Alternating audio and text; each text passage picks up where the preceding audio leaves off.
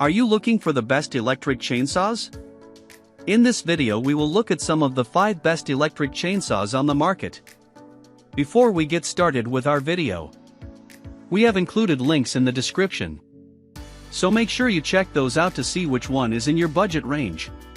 Starting at number 1. Worx Nitro WG385 battery-powered chainsaw. 2 side saddle, 20-volt batteries, for each, supply the hefty side mount motor on the WG385. It looks, feels, and cuts like a solid little saw, as its disc count more than amply illustrates. Other features we like are its crisp chain brake, large bar oil reservoir, easy-to-grip oil cap, tool-free chain tightening, and well-located button to help you quickly determine how much charge is left. If you're invested in Worx 20-volt and 40-volt power tools, this chainsaw would make a sensible addition to your arsenal. We've worked for decades with steel products and we know the company well enough to say that it isn't given to overstatement, but when it told us about this saw and how proud they were of its cutting performance, we knew we had to try it. We're not disappointed by what we've found. If you're looking for a battery-powered chainsaw that has broken into the ranks of gas engine performance, this saw has come closer to that elusive goal than anything we've seen to date. With a 20-inch bar, this is a professional duty saw capable of bucking firewood, limbing, and storm cleanup. The steel has pro-duty torque and pivots quietly and neatly through any cut. We also liked the saw's vibration dampening and appreciated its thrifty oil use, owing to a feed mechanism, bar and chain design that cuts oil consumption significantly. Steel says the design cuts oil use by 50% compared to a comparable gas engine saw. A battery conservation button helps you increase runtime, using 3 power levels. The lowest cuts battery drain to the minimum while the mid setting is about right for most cutting. The highest setting permits eagerness in full bar length cuts. Number 2. Makita XCU07PT battery-powered chainsaw. With this Makita, you get a compact saw that exhibits outstanding fit and finish, in line with the company's other power tools. Consider that, at its widest point, the saw is only 5.5 inches across. Sure, others produced more cookies, but they're more than 2 inches wider. Bulk and weight add up the longer you use any power tool.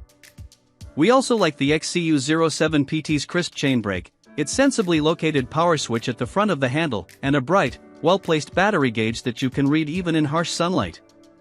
If you're already invested in the company's 18-volt power tool platform, get this saw. No, it didn't have the guts of the Echo or the Milwaukee. But it's adequate for landscape maintenance and a whole lot lighter than those other saws, by about 3 pounds. Number 3. EcoPower Plus CS1604 battery-powered chainsaw. The CS1604 puts out impressively little noise and boasts a large dial to tighten the chain. It can zoom through even large-diameter hardwood logs, and it comes with a 5-year warranty. A couple of words of warning regarding user-friendliness: the filler neck for bar oil is narrow and easy to overfill, and the cap isn't tethered to keep it from getting lost or rolling around in the dirt. Number 4. Oregon Max CS300 battery-powered chainsaw. This was the only self-sharpening saw in our tests. To use this feature, called Power Sharp, you run the saw and simultaneously pull the red lever. It's easy and incredibly fast, producing a razor-sharp chain in seconds. All of the saw's other features were likewise designed for speed and ease, from oil filling to chain tightening. Number 5. DeWalt DCCS623L1 Cordless Pruning Chainsaw Kit. The DeWalt is a smooth-cutting saw that is effective for one-hand and two-hand pruning. With approximately a 5-inch cut capacity, we think it should work well for rough and ready cuts on pressure-treated lumber for landscape construction. The DeWalt gets high marks overall, but we're not happy with its non-removable noseguard. You could probably remove it by drilling out the rivet heads on a drill press and with careful use of a right-angle grinder and maybe a die grinder.